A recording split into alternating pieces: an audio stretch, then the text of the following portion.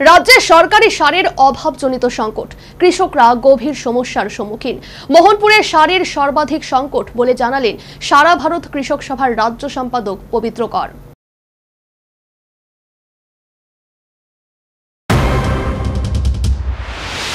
রাজ্যের খেতে খামারে বর্তমানে আমন ধান চাষের মরশুম, পাশাপাশি সবজি চাষের আদর্শকাল।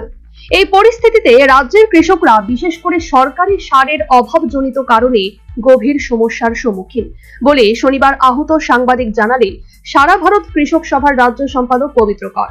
কার্যত বর্তমানে সারা ভারত কৃষক সভার বিভিন্ন মহকুমা সম্মেলন চলছে। এই সমস্ত সম্মেলনে প্রদত্ত রিপোর্ট থেকে কৃষকদের বর্তমান সার সংকটজনিত সমস্যার তথ্য উঠে এসেছে বলে জানালেন এই বাম নেতৃত্ব। তীব্র সারের সংকট, এখন মূলত চাপান সার হিসেবে ইউরিয়া সারই সবচেয়ে বেশি প্রয়োজন। আমি খোঁজ নিচ্ছিলাম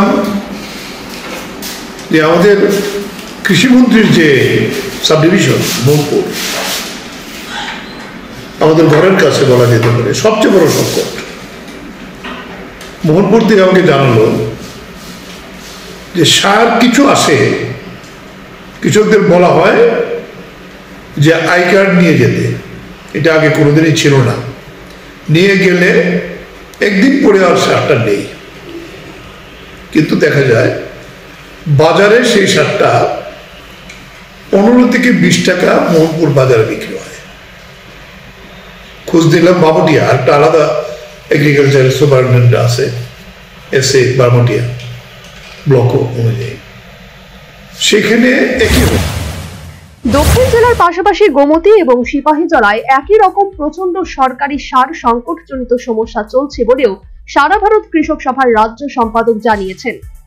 এছাড়া বিষ করা সরকারিভাবে আলুর বীজ বঞ্চনায় ভুগছেন বলেও তিনি জানান। আমরা তো শুনলাম দপ্তর বলেছে, মন্ত্রী নিজেও বলেছেন আলুর বীজের আর কোনো অভাব হবে না, কিন্তু মানুষ অন্যায় করছে। এবং সেই পূর্বের তুলনায় আবার আমাদের গুলবাজারের যারা মহাজন, যারা পাঞ্জাব এবং আমাদের পশ্চিমবাংলা থেকে আলুর বীজটা আনে, প্রথাগত বীজ যেটা, তার উপরে নির্ভর করতে হচ্ছে।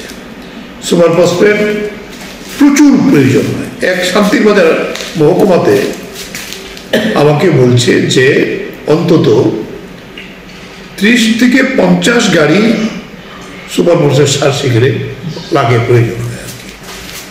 সবচেয়ে বড় আলুর এলাকায় কৃষকরা ধুকছে। এখন প্রাইভেট চ্যানেলে সুপার ফসফেটও পাচ্ছে না, ইউরিয়া কিছু হয়তো আছে আর কি। এই যে তীব্র সারের সংকট, তাতে আমরা সরকারের দিক থেকে কোনো স্টেটমেন্ট দেখছি। শুধু তাই নয়, কিছুদিন আগে সরকারিভাবে যে ধান ক্রয় করা হয়েছে, একাংশ কৃষক সেসব ধানের টাকা পাচ্ছেন না বলেও পবিত্র কর সাংবাদিকদের জানিয়েছেন। যে ধান কিনেছিলাম 2 মাস হয়ে গেছে, আগস্টে ধান কেনা হয়েছে।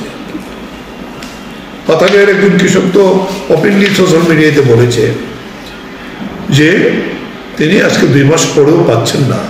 বিশালগড় সেখানে ফুডের ইন্সপেক্টর যিনি টাকা ডিস্ট্রিবিউট করেন, তার কাছেও এসছে, কিন্তু উনি টাকা পান না, প্রায় 40,000 টাকা। উনি এই সময়তে ফসল করতে গিয়ে ওনার যেটা স্টেটমেন্ট শুনলাম, প্রায় 16 লক্ষ টাকা আবার আমন করতে গিয়ে খরচা আছে, কিন্তু টাকা পাচ্ছেন না। অথচ এই টাকাটা অনলাইনে যার যার অ্যাকাউন্টে যাওয়ার কথা, এটা কেন মনে হচ্ছে? এখন পর্যন্ত এটা পত্রপত্রিকাও উঠেছে, মিডিয়াতেও এসেছে, এবং উনি নিজে ভিডিও করে এটা ছেড়েছেন।